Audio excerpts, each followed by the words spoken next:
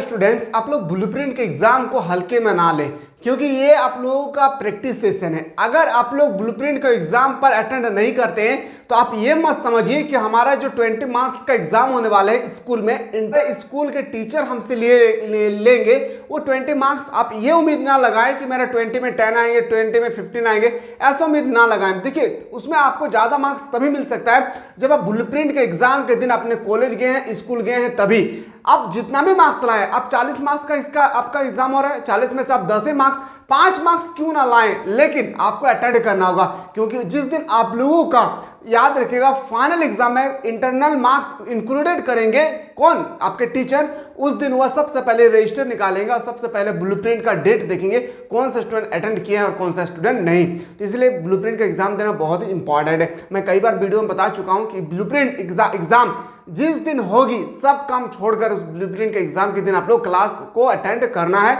तो करना है, ठीक है। और फाइनली आप सभी को पता है कि 11th आप लोगों का 11 नवंबर को आप लोगों का क्या है, ब्लूप्रिंट का एग्जाम। और फाइनली मैं आपका सारा का सारा याद रखेगा ये वायरल पर्सन लेकर आए जो आपको अच्छी तरह से देखना चाहिए। इससे पहले मैंने आप लोगों को बताया था, याद रखेगा, एक लेक्चर बताया था जिसमें मैंने आप लोगों को बहुत ही अच्छा तरह से रिस्पॉन्स रहा। ठीक इसी तरह से मैं आप लोगों का लेकर आया हूं सेट 2।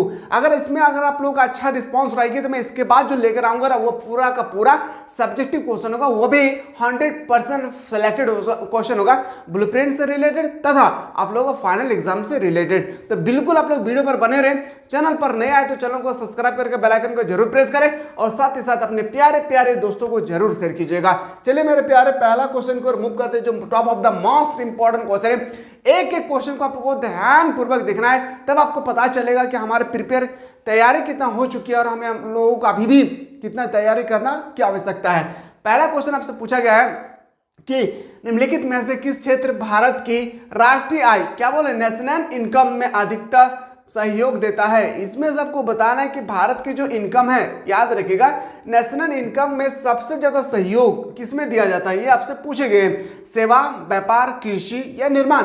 तो बताएंगे सर सेवा। क्या हो जाएगी, सेवा। ऑप्शन नंबर क्या हो जाएगा, ए इज द राइट आंसर हो जाएगा। और फाइनल एग्जाम में भी आप लोग सभी को पता है कि आप लोगों के एग्जाम 2 टर्म हो गए, टर्म 1 प्लस टर्म 2। यस या नो। टर्म 1 में आपका फुल्ली आपका 40 मार्क्स एमसीक्यू होगी, आपको अच्छी तरह से पता है। और टर्म 2 में फुल्ली आप लोगों का सब होगा। क्या होगा सर, सब होगा, यानी जिसे हम लोग सब्जेक्टिव बोलते हैं, जिसमें आप लोगों को 40 मार्क्स का सब्जेक्टिव होगा। इसमें आप लोगों को 3 तरह का क्वेश्चन मिलेंगे, VSQ। क्या मिलेगा, VSQ, उसके बाद SQ शॉर्ट क्वेश्चन, उसके बाद मिलेगा LQ लॉन्ग क्वेश्चन। तो इन सब का बेहतरीन तरीके से अगर आप लोग चाहते हैं सर हम लोगों को तैयारी करना है तो कुछ नहीं करना है, बस आप लोगों को प्ले स्टोर ओपन करना है और जल्दी से सर्च करना है missile classes, MISSILE missile classes search करना है और डाउनलोड कर लेना है। जैसे डाउनलोड करेंगे तो आपके सामने इस तरह से इंटरफेस होगी, यहाँ पे बहुत सारे कोर्सेस नजर आएगी। अगर आप चाहते हैं सर मैं आर्ट्स से स्टडी कर रहा हूँ और मुझे ऑल सब्जेक्ट का क्वेश्चन चाहिए, क्लासेस चाहिए, PDF चाहिए, प्रीवियस क्वेश्चन चाहिए, सिलेक्टेड क्वेश्चन चाहिए और अभी तक जैकबोर्ड के माध्यम से जितना भी क्वेश्चन पूछे गए सारा का सारा क्वेश्चन हम लोगों को चाहिए, वो भी सिलेक्टेड क्वेश्चन के साथ। तो आप लोग अगर आर्ट्स से स्टडी कर रहे हैं तो इस कोर्स को जरूर बाय कीजिएगा, ठीक है। फिर भी बहुत नॉर्मल इसलिए लिखा गया क्योंकि गरीब से गरीब बच्चा पढ़ सके। दूसरा में आते हैं सर, याद रखिएगा, अगर आप साइंस से या कॉमर्स से रिलेटेड है तो इस बैच को आप लोग जरूर बाय कीजिएगा। इसमें आप लोग का इंग्लिश कोर और इकोनॉमिक्स का बहुत बेहतरीन तरीके से इसमें क्लासेस कराया गया है। अगर आप चाहते नहीं मुझे सिर्फ इकोनॉमिक्स का क्लास करना है तो इकोनॉमिक्स का क्लास के लिए भी स्पेशल बैच है जिसका फी ओनली फॉर 199 रुपीज में, एकदम मिनिमम से मिनिमम फी में क्लास 11 क्लास 12 की तैयारी बेहतरीन तरीके से आप लोग एप्लीकेशन के माध्यम से तैयारी कर सकते हैं जहां पे प्रतिदिन क्लासेस होती है। और यहाँ पे सबसे इंपॉर्टेंट जो बात बनती है ना, सिलेक्टेड क्वेश्चन जो आपको कहीं नहीं मिलेगा। आप कोई कितना भी question bank question Sharma Verma जो भी है, डरमा वर्मा जो भी है, आप लोगों का जो भी है पढ़ लीजिए, लेकिन यहाँ पे एक बार जब आप सिलेक्टेड क्वेश्चन करेंगे ना, आप सिलेक्टेड क्वेश्चन का मतलब समझ रहे हैं ना, फाइनल एग्जाम में जो टपकेगा सिलेक्टेड क्वेश्चन जब करेंगे ना तो आपको पता चलेगा, याद रखिएगा किस तरह से सिलेक्टेड क्वेश्चन होता है। और सिलेक्टेड क्वेश्चन में जो हमारे एप्लीकेशन से पढ़ रहे हैं उन लोगों के लिए मैं एक सब्जेक्ट में 5 सेट प्रोवाइड कर रहा हूँ। 5 सेट आप लोगों का टर्म 1 का होगा और 5 सेट आप लोगों का टर्म 2 का होगा। याद रखिएगा, टर्म 1 में आपको मिलेंगे फुल्ली का फुल्ली 40 क्वेश्चन एक सेट में, तो 5 सेट में आपको 200 क्वेश्चन मिलेगा, ठीक है। ठीक इसी तरह से टर्म 2 में बात करो तो इसमें आपको 3 तरह का मिलेगा, VSQ, याद रखिएगा, SQ, SQ मिलेगा, फिर आप लोगों को LQ मिलेगा। ठीक है, तो इतना सारा कंटेंट आप लोगों को बेहतरीन तरीके से आप लोग हमारे एप्लीकेशन के माध्यम से बेहतरीन तरीके से तैयारी कर सकते हैं। समय बहुत कम है, जल्दी से जाएं, परचेस करें, तब आपको समझ में आएगा हमारी तैयारी कितना हो चुका है और अभी भी हमारी तैयारी कितना बाकी है। इसलिए बोल रहा हूं ना परचेस करने के लिए, क्योंकि सारा क्वेश्चन वहां पे सिलेक्टेड मिलेगा। चलिए सर क्वेश्चन में नेक्स्ट पे आते हैं। राष्ट्रीय आय यानी नेशनल इनकम और इसकी आवई पर पुस्तक लिखी थी, किसने लिखा था? तो बोलेंगे कुजनेट्स। किसने लिखा था? Simon Kuznets. क्वेश्चन कई बार ये क्वेश्चन पूछा जा चुका है। अभी क्वेश्चन नंबर 1, क्वेश्चन नंबर 3 पे आते हैं। तो क्वेश्चन नंबर 3 पूछा गया है, निम्न में से कौन सा प्रत्यक्ष कर है? आपको बताना है डायरेक्ट टैक्स। याद रखिएगा, डायरेक्ट टैक्स आपको बताना है। तो मैंने अभी जस्ट आप लोगों को जो मॉडल पेपर जारी किया था ना, उसमें आप लोगों को मैं बताया हूं कि किस तरह से आप लोगों का डायरेक्ट टैक्स लिया जाता है। मैंने एग्जाम्पल के थ्रू से समझाया था। तो याद रखिएगा, आयकर क्या हो जाएगी? Income tax. ऑप्शन नंबर क्या हो जाएगा? ऑप्शन नंबर सी इसका बिल्कुल राइट आंसर हो जाएगी। क्वेश्चन 4, राष्ट्रीय आय लेखन का मानक प्रारूप तैयार किया था। जो राष्ट्रीय आय लेखन है, ये मानक प्रारूप जो है तैयार किसने किया था? ये क्वेश्चन लिख कर रख ले मेरे प्यारे, छपेगा, छपेगा मेरे लाडला, छपेगा। याद रखिएगा, रिचर्ड स्टॉन ने कहा था। ऑप्शन नंबर क्या हो जाएगा? ऑप्शन नंबर ए इसका राइट आंसर होगा। और मेरे शेर और शेरनियों, तो आप लोग बहुत अच्छी तरह से प्रिपेयर कर रहे होंगे। मुझे आशा है कि आप लोग इस बार छप्पल फाड़ के नंबर लाएंगे।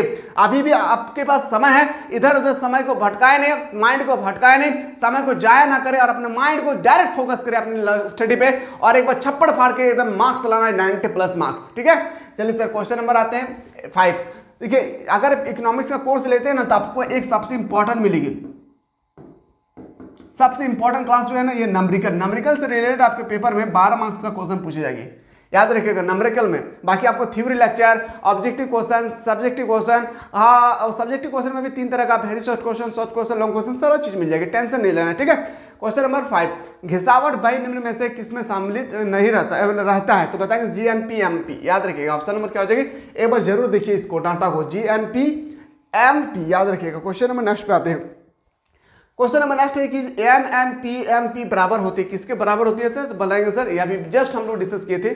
ऑप्शन नंबर ए इसका बिल्कुल राइट आंसर हो जाएगा। क्वेश्चन नंबर नेक्स्ट पे चलते हैं। जो क्वेश्चन हम लोग का नेक्स्ट है कि सकल निवेश का भाग निम्न में से कौन सा नहीं है? सकल निवेश का भाग निम्न में से कौन सा नहीं है? अब आप लोग समझेंगे कि सर ये तो हम लोगों को पढ़ाया नहीं है, हम लोग तो पढ़े ही नहीं है सकल निवेश किसे कहते। लेकिन एक बार आप लोग हमारे एप्लीकेशन से जो पढ़ रहे हैं, एक बार दिल खोलकर कमेंट करें कि सर आपने बहुत बेहतरीन तरीके से एग्जाम्पल ले लेकर हम लोगों को बताया था सकल निवेश किसे कहते हैं, सकल घरेलू उत्पादन किसे कहते हैं। मैंने ऑलरेडी आप लोगों को प्रोवाइड कर चुका हूँ। ठीक है, तो इसमें आपको बताना इसका राइट आंसर क्या होगा। तो याद रखिए, घरेलू सीमा में पुरानी वस्तुओं का क्रय विक्रय। ऑप्शन नंबर क्या हो जाएगा? ऑप्शन नंबर डी इसका बिल्कुल राइट आंसर हो जाएगी। सामूहिक आर्थिक क्रियाकलापों को मापने का आधार होता है।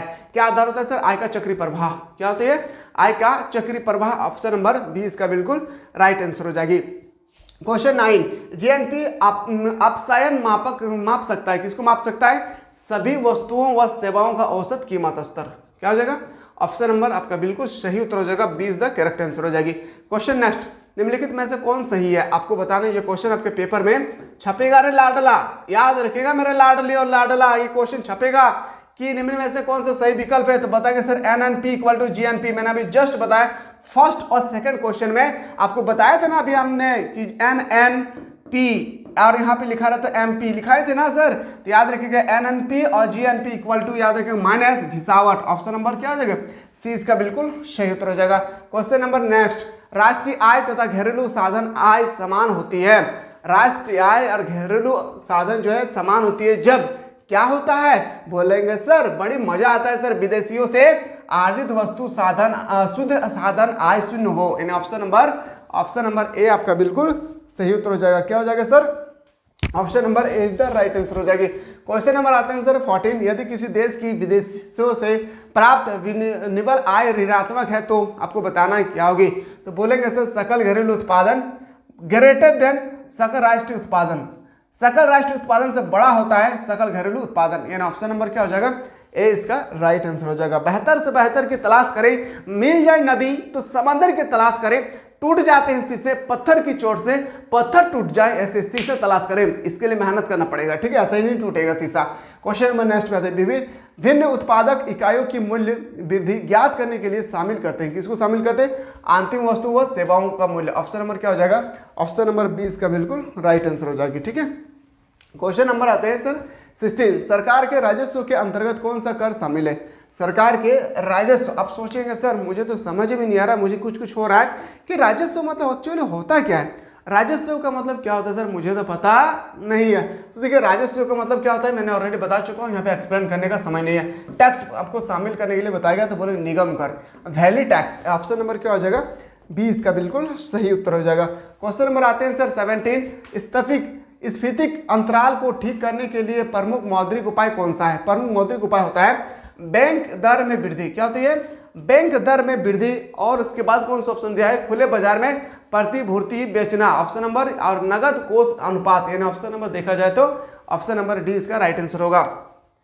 जब आप फाइनल एग्जाम बैठेंगे ना तो इस तरह से जब क्वेश्चन पूछेगी तो याद रखिएगा आपका ऑप्शन में भी ना चेंजिंग नहीं होगा। इतना सेलेक्टेड क्वेश्चन में बताता हूं कहां पे सर, तो यहां पे आप लोगों का सेलेक्टेड क्वेश्चन होगा एकदम। बाबू रे आप लोग जल्दी से जाएं प्ले स्टोर में और सर्च करें मिसाइल क्लासेस के ऐप को। और अगर आप चाहते मुझे सिर्फ नोट्स चाहिए तो नोट्स के लिए भी, आप चाहते मुझे क्लास नहीं करना है तो नोट्स चाहिए तो आप नोट्स के लिए ऑनली फॉर फी 350 है, आप इसको भी परचेस कर सकते हैं। ठीक है, तो बेहतरीन तरीके से तैयारी कीजिए, समय बहुत कम है, फी भी बहुत कम रखा गया ताकि गरीब से गरीब बच्चा पढ़ सके। द्वितीय क्षेत्र में निम्नलिखित में से कौन सेवा सम्मिलित है। देखिए आपसे पूछा गया, मैंने आपको बताया था प्राथमिक, द्वितीय, तृतीय, चतुर्थ बताया था ना। प्राथमिक क्रिया में आता है कौन, तो बोलेंगे सर कृषि। दूसरा में कौन आता है, तो सर बोलेंगे उद्योग। तीसरा में आपसे बताया गया सर क्या बोलेंगे, द्वितीय क्षेत्र के कौन आता है, तो बोलेंगे सर विनिर्माण। इसमें एक और आएगा विनिर्माण। ठीक है, यानी कोई भी चीज का हम लोग घर बनाए, मान रहे थे घर बनाए, घर टूट गया, फिर से जब आधा दूर से हम लोग घर को बना रहे तो भी क्या है, द्वितीय है। मैंने आपको बताया था ना जो एप्लीकेशन से पढ़ रहे हैं प्रथम, द्वितीय, तृतीय या चतुर्थ क्रियाकलाप क्या होती है, एकदम रट्टा लगा लेना है, एकदम समझा के मैंने आप लोगों को बताया, वो भी डायग्राम के साथ। याद रखिएगा ये भी क्वेश्चन ना इधर उधर नहीं करना है, टारगेट रखिए पहले से ही। जो एप्लीकेशन से पढ़ रहे हैं बाबू रे अपनी तोहनी मर बतवा बुझल पा रहे ना, टरवान में जो तोहनी के 40 क्वेश्चन पूछते हो ना तो टारगेट बनाए भी पहले से कि 40/40 हो गए, ना कि याद रखिए कि 40/40 हो गए। बिल्कुल एकदम टारगेट बनाए भी कि 40 माने 40 हो और हमने ला के दिखाबो सर, तू जेटा बताई सेटा हम करबो और हम 40 में से 40 ला के दिखाइबो, बुझली। तो बिल्कुल आप लोग 40 में से 40 ला के दिखाइए। और जो चीज आप लोगों को पूछा गया है, जो चीज जैसे पूछी जाएगी, मैं सारा का सारा चीज ऑलरेडी आप लोगों को प्रोवाइड कर चुका हूं। ठीक है, क्वेश्चन नंबर 23, साधन लागत पर शुद्ध राष्ट्रीय उत्पादन को कहा जाता है। क्या कहा जाता है सर, राष्ट्रीय आय। बहुत इंपॉर्टेंट है, नेशनल इनकम। ऐसा ही क्वेश्चन छपेगा फाइनल में, समझिए। क्वेश्चन नंबर 24, राष्ट्रीय आय में निम्नलिखित में से किसे शामिल किया जाता है, तो बोलेंगे सर राष्ट्रीय आय में लगान, मजदूर, वेतन, ब्याज, लाभ, इस सब को शामिल किया जाता है सर नेशनल इनकम में। याद रखिएगा नेशनल इनकम बहुत इंपॉर्टेंट है, याद रखिएगा नेशनल इनकम में इसको हम लोग शामिल करते हैं। ठीक है सर, अगला क्वेश्चन पे आते हैं। क्वेश्चन नंबर नेक्स्ट में हमसे पूछा गया है 25, अस्थायी पूंजी के उपभोग को क्या कहते हैं। जो अस्थायी पूंजी है उसके उपभोग को हम लोग बोलते हैं मूल्यह्रास। क्या बोलेंगे सर, मूल्यह्रास। ऑप्शन नंबर बी इसका बिल्कुल राइट आंसर हो जाएगी। क्वेश्चन नंबर 27, किस अर्थव्यवस्था में एक वर्ष के अंतर्गत उत्पादित अंतिम वस्तुओं तथा सेवाओं के बाजार मूल्य को कहते हैं। क्या कहते हैं सर, राष्ट्रीय आय। याद रखिएगा, सेंटेंस फिर से पढ़ रहे हैं, ध्यान से सुनिएगा। राष्ट्रीय किस अर्थव्यवस्था में एक वर्ष के अंतर्गत, कितना वर्ष के सर, 1 ईयर के अंतर्गत उत्पादित अंतिम वस्तु तथा सेवाओं के बाजार मूल्य को नेशनल इनकम कहते हैं। क्या सर, नेशनल इनकम कहते हैं। Option number B is the correct answer हो जाएगी। ठीक है, चलिए क्वेश्चन नंबर नेक्स्ट पे जब हम लोग मूव करते हैं, निम्नलिखित उद्देश्य से खरीदी गई वस्तु अंतिम वस्तु कहलाती है। बहुत इंपॉर्टेंट, अंतिम वस्तु हम लोग किसे कहते हैं। तो यहाँ पे देखिए आपसे ना तो ऑप्शन नंबर ए होगी, ना ही बी होगा, ना ही सी, और ऑप्शन नंबर क्या हो जाएगा, ऑप्शन नंबर डी इसका बिल्कुल राइट आंसर हो जाएगी। क्वेश्चन 29, राष्ट्रीय आय नेशनल इनकम का मापन निम्नलिखित में से किस विधि द्वारा किया जाता है। और मैंने जैसे मॉडल पेपर आया था, मैंने आपको जस्ट बताया कि आपको पता होना चाहिए कि उत्पादन विधि किसे कहते हैं, आय विधि किसे कहते हैं, व्यय विधि किसे कहते हैं, ये सब मैंने आपको बताया। हाँ, कहाँ पे सर, तो बोलेंगे मॉडल पेपर जो आप लोगों का जगबोर्ड के माध्यम से जारी किया गया है उसमें मैंने आपको बेहतरीन तरीके से बताया था। ठीक है, तो याद रखिएगा ऑप्शन नंबर क्या हो जाएगी, डी इसका बिल्कुल राइट आंसर हो जाएगा। इन तीनों का ना आप लोगों को डिफिनेशन पता होना बहुत जरूरी है। इन तीनों का डिफिनेशन याद रखिएगा, परिभाषा आपको पता होना बहुत जरूरी है, जो आपके पेपर में डायरेक्टली 4 मार्क्स के क्वेश्चन आएंगे सब्जेक्टिव में। ठीक है, और जो एप्लीकेशन से पढ़ रहे हैं वो लोग खास करके ध्यान दीजिएगा, मैंने आपको क्लास में बेहतरीन तरीके से आप लोगों को समझा चुका हूं। ठीक है, क्वेश्चन नंबर नेक्स्ट पे आते हैं। क्वेश्चन नंबर नेक्स्ट है कि एक अर्थव्यवस्था में कौन सा क्षेत्र सम्मिलित रहता है, कौन सा क्षेत्र, तो आपको बताना। एक अर्थव्यवस्था में प्राथमिक क्रिया मतलब कृषि, द्वितीय क्रिया मतलब विनिर्माण, तृतीय क्रिया मतलब संचार। इन ऑप्शन नंबर क्या हो जाएगा, ऑप्शन नंबर डी इसका बिल्कुल राइट आंसर हो जाएगी। मूव करते हैं अगला, तृतीय क्षेत्र। देखिए अभी जस्ट आ गया सर तृतीय क्षेत्र। तृतीय क्षेत्र के अंतर्गत आता है जनसंचार, याद रखिएगा संचार। इन ऑप्शन नंबर क्या हो जाएगा, सी इसका बिल्कुल राइट आंसर हो जाएगा। और ये क्वेश्चन 2021 के पेपर में डायरेक्टली पूछा गया था, ठीक है। चलिए क्वेश्चन नंबर नेक्स्ट पे आते हैं। ये भी क्वेश्चन 2022 के पेपर में पूछा गया था कि द्वितीय क्षेत्र में निम्नलिखित में से कौन सी सेवा सम्मिलित है। द्वितीय में प्रथम में क्या होता है सर, कृषि, दूसरा में सर विनिर्माण, तीसरा में सर संचार। आपको याद रखना है बैंकिंग तीसरा सेक्टर में आएगी, याद रखिएगा, ठीक है। प्राथमिक क्षेत्र में अभी मैंने जस्ट बताया भूमि, वन, खनन। ऑप्शन नंबर क्या आ जाएगा, डी। यस या नो, क्यों सर, अभी तो आपने बताया था कृषि, और आपको पता होना चाहिए कि कृषि के लिए क्या आवश्यक है। तो कृषि के लिए आवश्यक है क्या, तो बोलेंगे सर हम लोगों का जो कृषि है इसके लिए हम लोगों को आवश्यक होता है क्या, बोलेंगे सर भूमि, वन, खनन, तभी जाकर हम लोग कृषि के उत्पादन कृषि हम लोग कर सकते हैं। क्वेश्चन नेक्स्ट, राष्ट्रीय आय नेशनल इनकम के आकलन में किस वस्तु या सेवा का मूल्य एक से अधिक बार सम्मिलित करना क्या कहलाता है। तो कोई भी वस्तु, मैं एग्जाम्पल में बता रहा हूँ, ये मान लेते हैं, थोड़ा सा आप लोग ध्यान दीजिए, इसको समझने बहुत जरूरी है। मैं एक एप्पल खरीदा हूँ, APPL एप्पल। मैं एक बॉल खरीदा हूँ, BALL बॉल। मैं एक कैट खरीदा हूँ, CAT कैट। अब क्या हो ना, एप्पल में खरीद लिया हूँ 50 रुपया का, बॉल खरीद लिया हूँ 20 रुपया का, और कैट खरीद लिया हूँ मैंने 200 रुपया का। जब इन सबको हम इंक्लूड करेंगे तो मुझे आएगा कितना, 270 रुपया। हम सरकार को क्या दे रहे हैं, 270 रुपये का पैसा दे रहे हैं जब हम जिस दुकान से खरीद रहे हैं। लेकिन क्या हुआ ना कि गलती के कारण इसको हम लोग 2 बार काउंट कर दिए। किसको सर, याद रखिए कैट को हम लोग 2 बार काउंट कर दिए, सॉरी बॉल को। तो इस तरह से जब 2 बार काउंट करेंगे तो मेरा टोटल कितना आएगा, 290। कितना आएगा सर, 290। एक बार काउंट करके देख लीजिए आप, ठीक है। तो 2 बार देखिए क्या बोल रहा है कि वस्तुओं और सेवाओं का मूल्य एक से अधिक बार, कोई भी वस्तुओं को एक से अधिक बार अगर शामिल कर लेते हैं ऐड करने में, तो उस स्टेज को क्या कहा जाता है, उस स्टेज को हम लोग बोलते हैं दोहरी गणना। क्या बोलेंगे सर, दोहरी गणना। इतना डिपली से इसलिए बताया ना क्योंकि चपकेगा रे बाबू रे, हाँ मेरे लाडला टपकेगा ये क्वेश्चन, मेरे लाडले ये क्वेश्चन कर लेना आप लोगों को, ये क्वेश्चन टपकेगा रे, याद रखिएगा। फाइनल एग्जाम में एकदम हल्का में नहीं लेना है, डायरेक्ट टपकेगा रे, याद रखिएगा। क्वेश्चन नंबर 36, राष्ट्रीय आय में निम्नलिखित में से किसे सम्मिलित किया जाता है। जो नेशनल इनकम है उसमें हम लोग किसको सम्मिलित कर सकते हैं सर, इनमें से कोई नहीं होगा। काला धंधा तो जीवन में जिंदगी नहीं होगा। ऑप्शन नंबर क्या हो जाएगी, ऑप्शन नंबर डी इसका बिल्कुल राइट आंसर हो जाएगा। क्वेश्चन नंबर 37, राष्ट्रीय आय की गणना में निम्नलिखित में से किसमें सम्मिलित किया जाता है, नेशनल इनकम। तो नेशनल इनकम किसमें सम्मिलित किया जाता है, नए अंतिम वस्तु एवं सेवा। बिल्कुल अभी हम लोग जस्ट डिस्कस किए या नहीं किए सर। भारतीय कंपनी द्वारा विदेश से अर्जित आय, ये भी किए सर। विदेशी पर्यटकों के द्वारा देश की आय, भाई ऑप्शन नंबर क्या हो जाएगी, ऑप्शन नंबर डी इसका बिल्कुल राइट आंसर हो जाएगा। ऑप्शन नंबर डी इसका राइट आंसर हो जाएगा। देखिए नेशनल इनकम क्या है, राष्ट्रीय आय क्या है, इसके बारे में फाइनल एग्जाम में 5 मार्क्स का आपके पेपर में छपेगी। सच कह रहा हूँ कि राष्ट्रीय आय को मापने के लिए किन किन विधि का प्रयोग करते हैं, वर्णन करें। जैसे मैंने आपको बात बताया ना, आय विधि, उत्पादन विधि, इस सब के बारे में आपको पूरा डेफिनेशन पूछा जाएगा, ठीक है। इसलिए मैं बार बार कह रहा हूँ फाइनल एग्जाम को हल्के ना लें।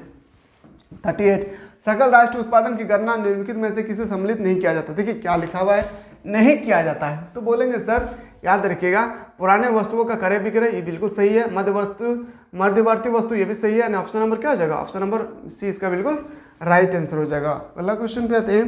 क्वेश्चन में जो हम लोगों का नेक्स्ट है कि NDPMP क्या होती है, तो बताएंगे सर GDP माइनस घिसावट। मैंने अभी जस्ट बताया, और एक क्वेश्चन लिख के रख ले रहे मेरे प्यारे, लिख के रख लेना जो बोल रहा हूँ, फिर याद होगा, ठीक है। स्थिर मूल्य पर आकलित सकल राष्ट्रीय उत्पादन क्या है, तो बताएंगे सर इसका राइट जो आंसर होगा वास्तविक GNP। क्या हो जाएगी, वास्तविक GNP। क्लास अच्छा लग रहा हो ना, तो आप लोग अपने दोस्तों को शेयर कीजिए ताकि वो भी पढ़े लिखे और आगे बढ़े, क्योंकि हमारा मकसद है कि गरीब से गरीब बच्चा पढ़ सके, और गरीब से गरीब बच्चा तभी पढ़ सकता है। हम लोग तो कुछ नहीं कर सकते, हमारा काम तो सिर्फ पढ़ाना होता है। गरीब बच्चों तक पहुंचा सिर्फ आप सकते हैं मेरे प्यारे। जो आप वीडियो देख रहे हैं ना, एक बार जरूर अपने दोस्तों को शेयर करें ताकि उनको भी पता चलेगा कि हमारे इकोनॉमिक्स में, हमारे पॉलिटिकल साइंस में, हमारे हिस्ट्री में कैसा क्वेश्चन आएगा, हमारे साइंस में कैसा क्वेश्चन आएगा, ताकि उनको पता चलेगा, है ना। क्योंकि यहाँ पे बहुत ही इंपॉर्टेंट सेशन बताया जाता है हर एक सब्जेक्ट का। क्वेश्चन नेक्स्ट पे आते हैं। अर्धनिर्मित वस्तु, आधा बनाया हुआ वस्तु, जैसे कलम है। अब कलम बना ली, इसका ढक्कन हम नहीं बनाए हैं, ठीक है। तो अर्ध निर्माण वस्तु क्या कहलाती है? तो बताएंगे सर मध्यवर्ती वस्तु। क्या हो जाएगी? मध्यवर्ती वस्तु। मध्यवर्ती वस्तु के अंतर्गत कौन कौन आता है, एक बार थोड़ा सा देख लीजिए, बहुत इंपॉर्टेंट चीज बता रहा हूँ, ठीक है, ध्यान से देखना है। पहले देखिए, सबसे पहले गेहूं, क्या आएगा? गेहूं। गेहूं से हम लोग क्या क्या बना सकते हैं? तो बोलेंगे सर, याद रखिए, ब्रेड। क्या बना सकते हैं? ब्रेड। ब्रेड से सर, और उसके बाद रोटी। क्या होगी सर? रोटी। उसके बाद सर याद रखिएगा, बिस्कुट लिख दिया हम, चलिए कूट, देहाती भाषा में बिस्कुट लिख दिया। गेहूं, ब्रेड, रोटी। गेहूं से हम लोग क्या क्या बना सकते हैं? देखिए, गेहूं से हम लोग ब्रेड बना सकते हैं, रोटी बना सकते हैं, बिस्कुट बना सकते हैं। तो इस स्टेज को ना, यहाँ पे जो स्टेज दिख रहा है आपको, ध्यान से देखिए, ये जो स्टेज दिख रहा है आपको, कौन सा स्टेज सर? मुझे यहाँ पे ये जो दिख रहा है आपको, यहाँ से यहाँ, जो बहुत ही इंपॉर्टेंट है, यहाँ से यहाँ जो दिख रहा है ना, इसी को हम लोग बोलते हैं मध्यवर्ती वस्तु। समझ में आया? अब मध्यवर्ती वस्तु से आपको फाइनल एग्जाम में 3 मार्क्स का क्वेश्चन पूछा जाएगा। मध्यवर्ती वस्तु का डिफिनेशन और इसका किन्हीं 4-5 उदाहरण देकर समझाइए, जो मैंने ऑलरेडी आप लोगों को बता चुका हूँ, ठीक है। तो मैं वेट करता हूँ हम लोगों का सब्जेक्टिव क्वेश्चन अगला वीडियो में। तो आप लोग चाहते हैं सर हम लोगों को important subjective question and numerical question करवाइए, तो आप लोग जल्दी आप लोग कमेंट सेक्शन में कमेंट करें। मैं अगला वीडियो में आप लोगों को ऑब्जेक्टिव क्वेश्चन तो बता चुका हूं, आप नंबरिकल क्वेश्चन और आप लोगों को बताऊंगा सब्जेक्टिव क्वेश्चन। मिलते हैं नया वीडियो में।